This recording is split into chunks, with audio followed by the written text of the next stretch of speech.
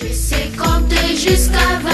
Je sais compter jusqu'à 20. Ok, allez-y, vraiment, 1 jusqu'à 20. On y va. Vas-y, dis-moi ce que t'en penses. Allez-y, allez-y. 1, 2, 3, 4, 5, 6, 7, 8, 9, 10, 11, 12, Cool. 13, 14, 15, 16, 17, 18, 19, 20. Bravo, bravo les enfants, bravo, bravo les enfants. Jusqu'à là, je suis très fier de vous.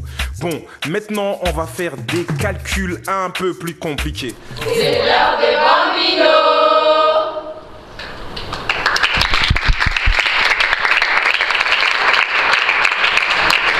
Et voilà, chers bambinos, ça c'est notre deuxième partie. Vous avez suivi la première partie avec Nathan, le pauvre, parce qu'il était la seule, le seul garçon. Et je crois maintenant, il souffle un peu, il respire. Et voilà, nous entamons notre deuxième partie, hein, Willy. Et tu es content, n'est-ce pas? Voilà, j'ai à ma gauche une jolie fille. Bonjour. Bonjour, Encore une fois, comment tu t'appelles? je m'appelle Léoté Ndomba. Des prénoms? Léoté. Il y a des prénoms que j'entends ici. Léoté. Ok, bonjour. Bonjour. Et toi, tu es jolie? Oui, On te l'a dit? Oui, on me l'a dit. Qui te dit? Ma mère. C'est Même pas ta moi-même, mère. je me le dis aussi. Non, les autres, te disent Mes pas. amis. Ouais, mes amis. Garçon? Eux tous. Le fille et le garçon. Pourquoi tu fuis les garçons? Je ne fuis pas le garçon. D'accord. Ton nom c'est? Je m'appelle Jemima Sandou. Jemima. Voilà, cher Bambino, j'ai avec moi Léoté et Jemima. S'il te plaît, Jemima, nous sommes au mois de la femme et il y a un thème national pour cette année. Connaissez-vous le thème national? Non, on ne connaît pas le thème national. Tu connais pas? Ouais. Alors, et toi, tu connais? Non, je ne connais pas non plus. Comment ça se justifie-t-il?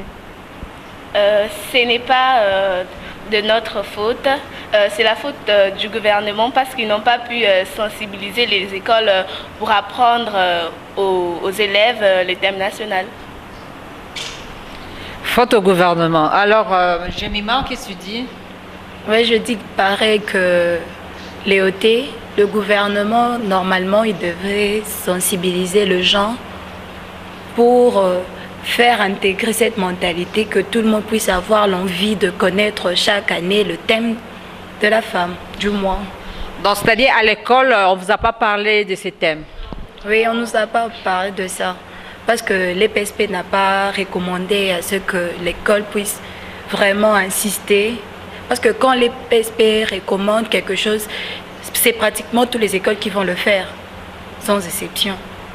Et tu penses que c'est important, vous les filles, à l'école, qu'on puisse vous expliquer les thèmes de l'année, c'est quoi, les objectifs, tout ça? Vous pensez que c'est important? Oui, c'est très important pour nous parce que nous, les filles d'aujourd'hui, nous sommes les femmes de demain. C'est nous qui allons diriger ce pays au futur. On doit savoir quel est le thème de chaque année pour savoir en faire et en tirer des profits. Et pensez-vous, on doit sensibiliser seulement le fille ou aussi les garçons? Même le garçon aussi, ils doivent être sensibilisés pour connaître le filles, le thème de l'année, pour qu'ils puissent donner aux filles leur valeur.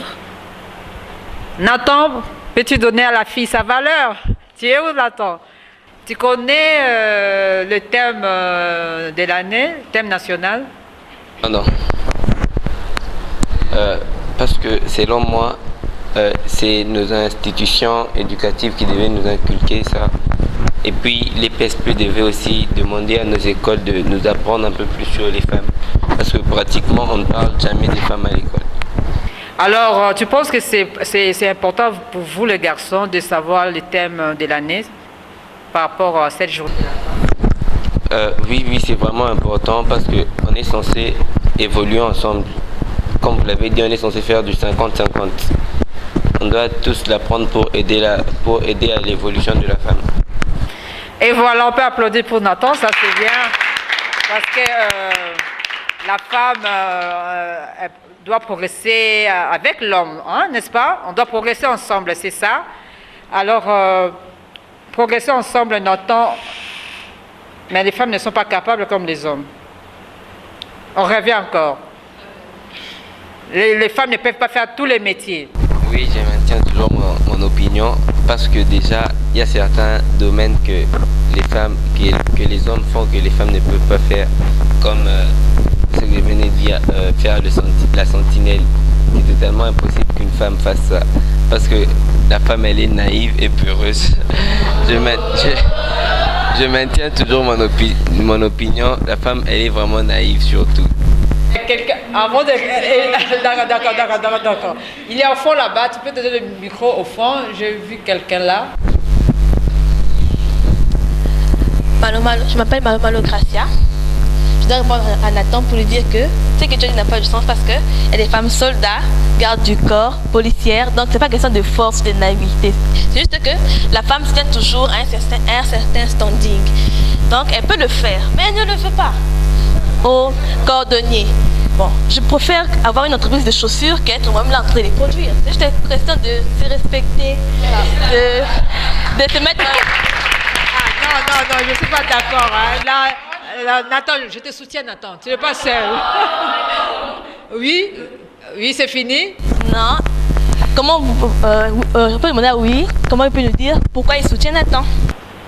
Willy, on te pose la question. Pourquoi tu soutiens Nathan? Il est timide. Il dit ceci, il est le seul garçon. Lui aussi, il est garçon. C'est pourquoi il le soutient. Oui, dans le micro, à côté. Je m'appelle Genèse, je suis en seconde S, seconde IB. Je veux un peu contredire Malo parce qu'elle dit qu'être cordonnier, ce n'est pas se respecter. Mais ce n'est pas ça. Au fait, ici au Congo, dans notre culture, les femmes n'ont pas cette culture-là d'être... Parce qu'on ne trouve pas des femmes motardes, on ne trouve pas des femmes sentinelles. Bon, c'est pas vraiment... En général, il n'y a pas des femmes motardes, des femmes sentinelles. C'est rare qu'on les trouve. Mais c'est juste que dans notre culture, c'est pas comme ça parce qu'ailleurs, il y en a. C'est au fait, ici, les hommes sont habitués depuis tout petits. Ils ont des caractéristiques comme protecteurs. Ils ont des caractéristiques comme forts. Les femmes ont des caractéristiques comme fragiles, naïves, douces, sensibles. Ici, les hommes sont plus... Je ne peux pas dire que les femmes ne sont pas courageuses, mais les hommes ont plus le courage. Parce qu'une femme se dirait que je ne veux pas être cordonnier, j'ai honte peut-être, mais pas les hommes. Ils se lancent à la faire. Une femme se dirait peut-être que je ne veux pas être receveur. C'est un peu rare de voir ça. Mais les hommes, ils disent je me lance. Ils sont forts, ils sont courageux. Alors je vais un peu appuyer Nathan parce qu'ils ont des caractéristiques que nous n'avons pas. Nous sommes douces, nous sommes protectrices, nous sommes fragiles plutôt. Nous sommes sensibles, nous sommes émotionnels. Mais eux aussi ont des caractéristiques qui les différencient de nous. Ils sont protecteurs, ils se lancent, ils sont sérieux, ils sont forts. C'est ce qui fait la différence. Les femmes ne sont pas sérieuses. Pas moins. Je dis pas que les femmes sont moins sérieuses, mais je dis que les hommes sont sérieux. D'accord. Toi, tu as déjà parlé, il y a Eunice, oui. Je réponds au nom de Eunice Lushima de la première ES. Je dirais que c'est que Genèse a dit, elle n'est pas totalement correcte dans ce qu'elle a dit. Et j'aimerais aussi l'appuyer sur le fait qu'elle a dit que les femmes ici, je ne sais pas si c'est une question de fierté. Il y a certains métiers que les femmes ici ne le font pas, peut-être par fierté. Ils se disent que non, moi je ne peux pas faire ça. Mais cela ne veut pas dire qu'il n'y a pas de gens qui le font peut-être ailleurs. Donc, sur le point de vue professionnel, je trouve que les femmes et les hommes sont égaux. Il n'y a pas de différence sur ce point-là. Ce qu'un homme peut faire sur le point de vue professionnel, une femme aussi peut le faire. Donc, on peut avoir des femmes sentinelles. Oui. Eunice, dans le cas. Moi, je vais un peu contredire Nathan. Ne pas faire ne signifie pas que nous sommes naïfs. Parce qu'il y a d'autres femmes qui refusent de s'incarner dans d'autres métiers à cause de ce que Eunice a dit, la fierté peut-être. Mais je vais un peu poser une question à Nathan. Des femmes roulage policières, sont-elles naïves? Nathan, tu n'es pas obligé de répondre. Hein? Bon, comme dans tous les cas, il y a toujours des exceptions. pour ce qu'elle vient de dire, les roulages et le reste sont des exceptions, mais souvent les femmes sont naïves. Et puis, Nathan là, il n'est pas toujours convaincu. Et puis ce que Malo Malo venait de dire, elle dit que les femmes peuvent faire la sentinelle mais ne le font pas. Mais je ne comprends pas ce qu'elle veut dire par là. Vous voulez du 50-50 mais vous voulez pas faire ce que les hommes font. C'est pas du 50-50.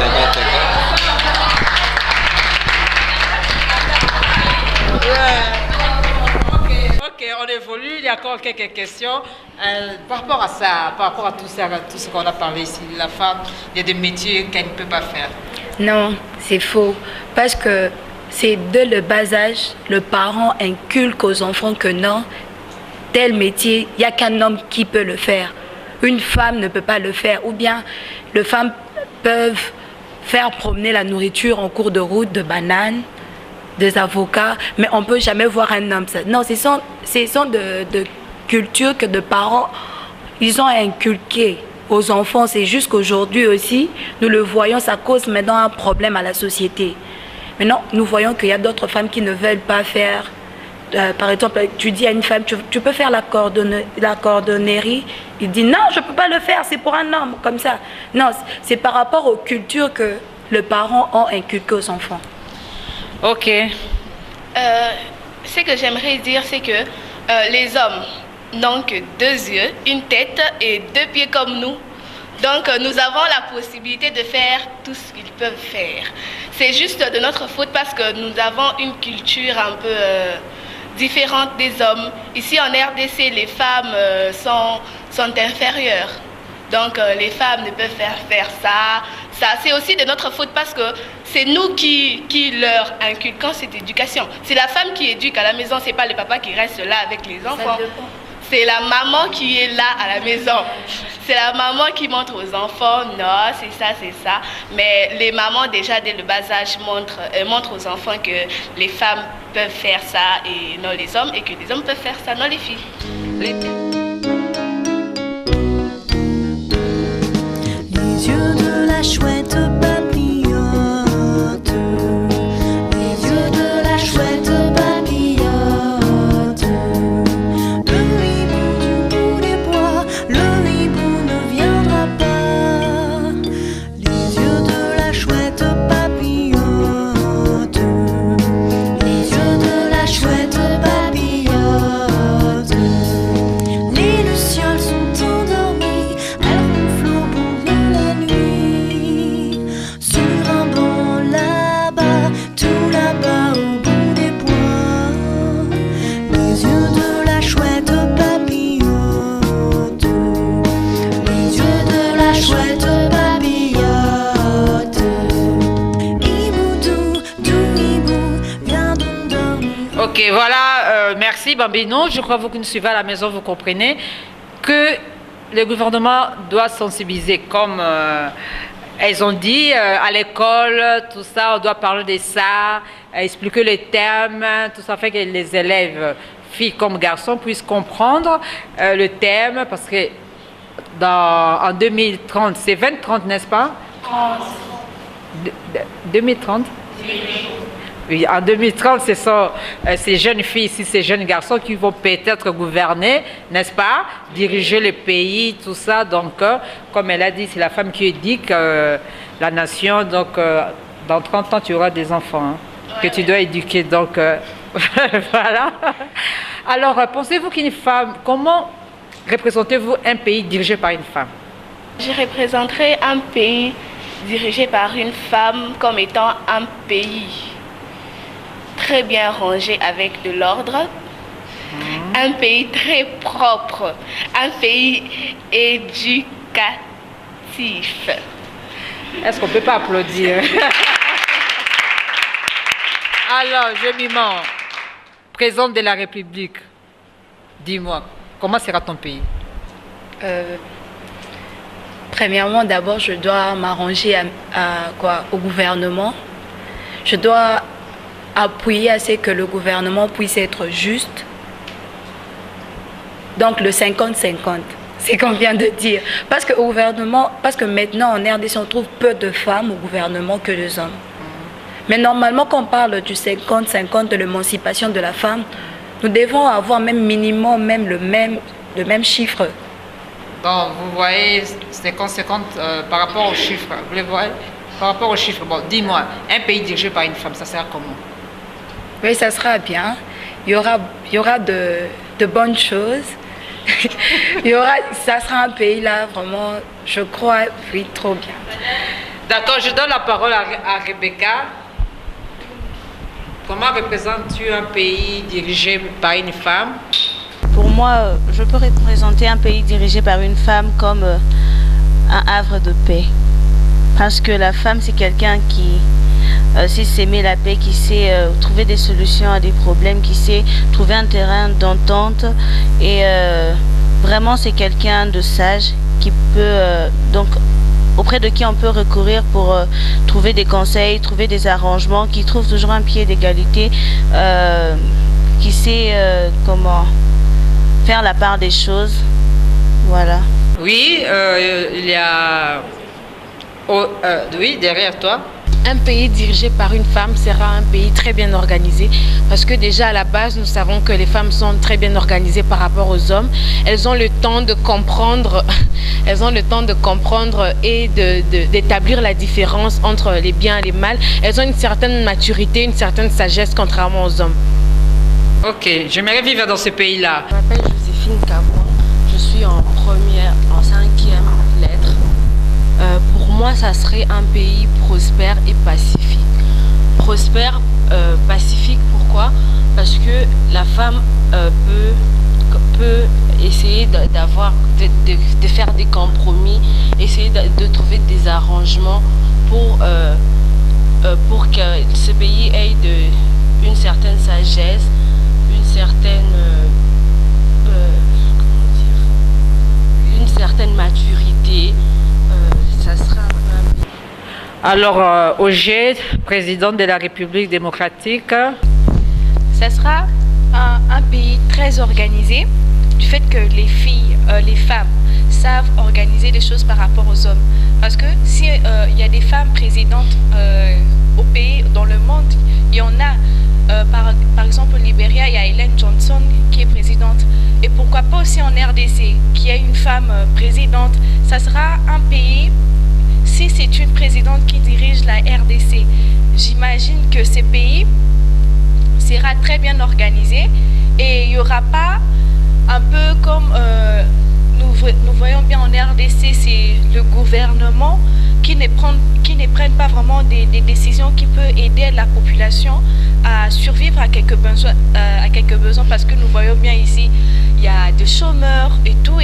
Et le Dans ton pays, il n'y aura pas de chômeurs? Oui, j'aimerais bien que... Bon, il y en aura, mais pas...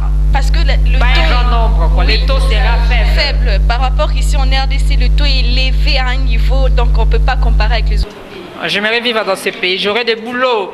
Oui, ton pays, ça sera comment? Pays dirigé par une femme? Pour moi, ça sera un pays de rigueur, un pays d'amour, parce que une femme, c'est un être humain qui sait comprendre le peine et soucis des autres. C'est qu'elle se met à la place des autres. Elle sait, qu'est-ce que je peux dire? Elle sait équilibrer, hein?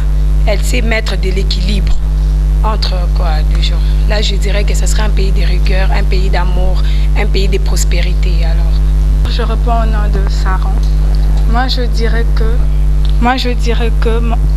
un pays dirigé par une femme sera un pays où je penserai aux derniers citoyens de la ville.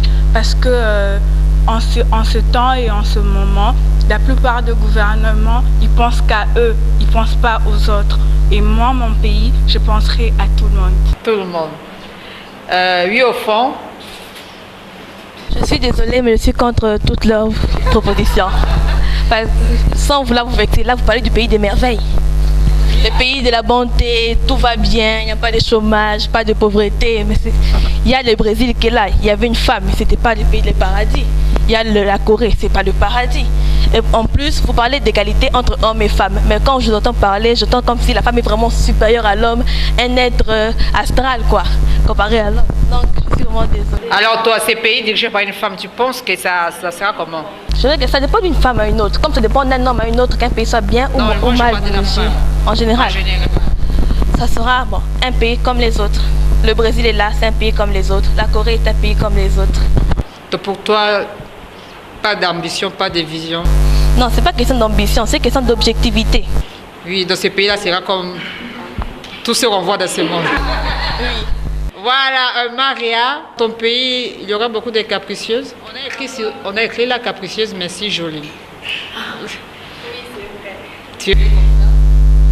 Je sais pas, je dirais qu'elle parle par rapport à maintenant, mais nous, on s'imagine. On veut que ce pays soit comme nous, on le souhaite. Pas comme elle le dit maintenant, parce que maintenant, on voit des pays souffrir. Nous, on veut un pays de paix. Pour moi, un pays dirigé par une femme, je représenterais ce pays comme étant un pays ouvert d'esprit, altruiste, pacificateur, parce que ouvert d'esprit, on ne critiquera pas les cultures des autres. On va en tirer des profits et améliorer. Voilà, maintenant Nathan, on t'écoute. Pour moi, un pays dirigé par une femme sera au bord de la faillite. Parce que Parle avec ton cœur. Vraiment, sincèrement, un pays dirigé par une femme sera au bord de la faillite. Oui, parce que toutes les filles qui sont ici pensent que diriger un pays c'est une chose facile. Ils pensent que les hommes qui sont présidents ne font pas de leur mieux. Et pourtant, je peux vous dire qu'ils font de leur mieux pour réaliser tout ce que vous dites, mais c'est pas une chose facile. Donc, la femme ne peut pas arriver à diriger bien un pays. Tu penses que la femme ne peut pas? Bon, je pense que la femme ne peut pas. Diriger bien un pays. Oui, parce que diriger un pays, c'est une chose très difficile. Oui, elle. Bonjour, je m'appelle Grace, je suis en seconde IBS et je dirais peut-être que Nathan a raison parce qu'une femme, elle pense qu'aux autres et elle pense pas à ce qu'elle aussi peut apporter aux autres, vous comprenez un peu. Et quand la femme dirige un pays toute seule, je trouve qu'elle n'arrivera pas sans l'aide d'un homme à côté d'elle ou des conseillers hommes peut-être. Et je dirais peut-être que la femme, sans un homme ou une personne qui peut la conseiller, elle n'arrivera pas à diriger un pays toute seule. Parce que la femme, elle pense qu'à dépenser comme les autres n'ont pas de boulot. Elle va créer des boulots par-ci, par-là et elle va pas voir qu'il ne reste plus rien peut-être dans la caisse et que les pays n'évoluent pas. Oui, d'accord, je prends. C'est faux. Parce que nous voyons au Libéria, il y a Ellen Johnson, elle a fait 2 années pour diriger. Le pays n'est pas en faillite. On a vu aussi en Argentine, il y a Cristina Fernandez, elle dirige mieux le pays. Il y a la reine Elisabeth. Une fille est capable de faire tout ce que l'homme peut faire. Ça dépend juste de la manière de diriger. Parce que chaque personne a sa manière de diriger. Il y a d'autres personnes qui dirigent mal au profit de lui-même. Mais il y a d'autres personnes aussi qui dirigent au profit de tout le monde pour que tout le monde puisse bénéficier un peu du pays. C'est pas que vous allez changer de métier ou bien comme ça, mais c'est juste que vous puissiez vous retrouver dans chaque métier que vous êtes en train de faire. Merci. Je suis contre Grace parce qu'elle dit que la femme va épuiser la fortune. Tout d'abord, une femme est un être de gestion. La femme sait gérer les choses. Quand on voit dans la famille, c'est la femme qui gère l'argent de l'homme. Donc la femme va savoir gérer son pays. La femme, elle voit de loin. Ce n'est pas comme l'homme, il donne, il ne s'occupe même pas de ça. La femme va voir où ça part, qu'est-ce qu'on doit acheter. La femme est une personne de gestion, elle sait gérer les choses. C'est dans le sang, les femmes sont comme ça. Et si on te demandait d'être un garçon? Non, je dirais non. Pourquoi?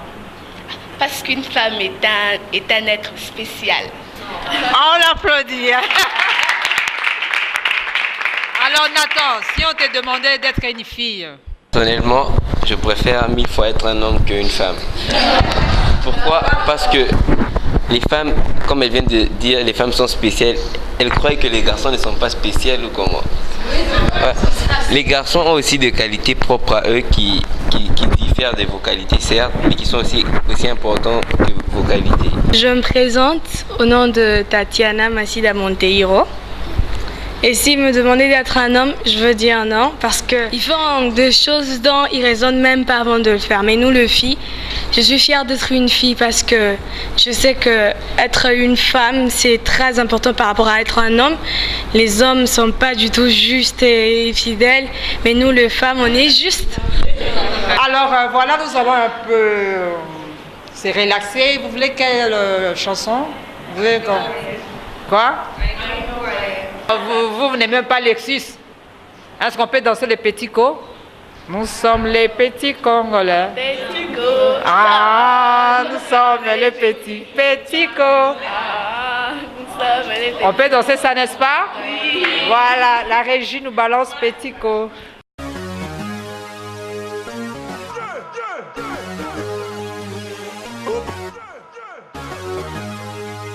On se réveille, on se lève en même temps, Bien, bien, c'est le chant de coq. Allez, tapez sur vos casseroles, petit. Bien, on se présente, on est chez nous. Oui, non. Petit go. Petit go. Petit Congolais. Petit Congolais. On y va. SUSL. Ouais, ouais. Opa, camarade, opa, camarade, opa, camarade, opa, camarade, opa, camarade, opa, opa, camarade, opa. Petit go. Petit go. Petit Congolais. Petit Congolais. Petit Congolais.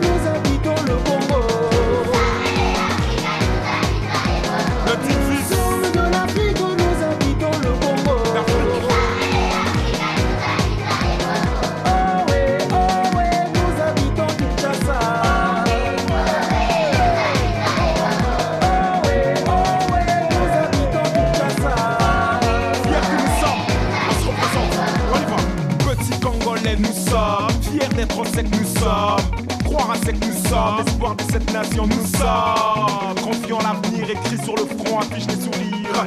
Conscient que le futur s'est fait en présence d'à nous déconstruire, à nous de bâtir le lendemain qu'on désire.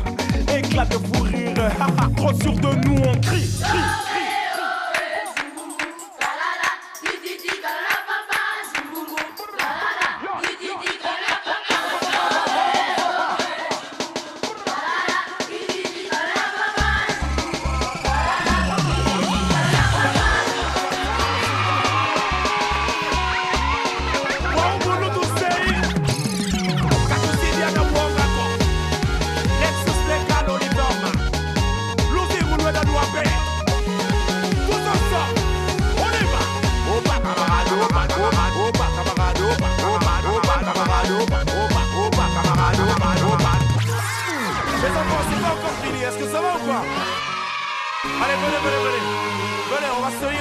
Allez, tenez-vous la main, faites ce que le tonton dit. On va encore monter la pression comme on l'a fait avant. Quand tu peux. Opa camarade, opa camarade, opa camarade, opa camarade, opa camarade, opa camarade, opa camarade, opa camarade, opa camarade, opa camarade, opa camarade, opa camarade, opa camarade, opa camarade, opa camarade, opa. Petit go. Petit go. Petit Congolais. Petit Congolais. Ne viendront grand, mais pour l'instant.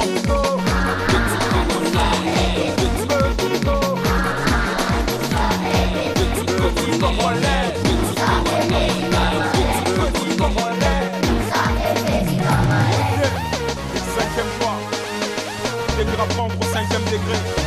Manferrol, ex-USL. Délire. Nice.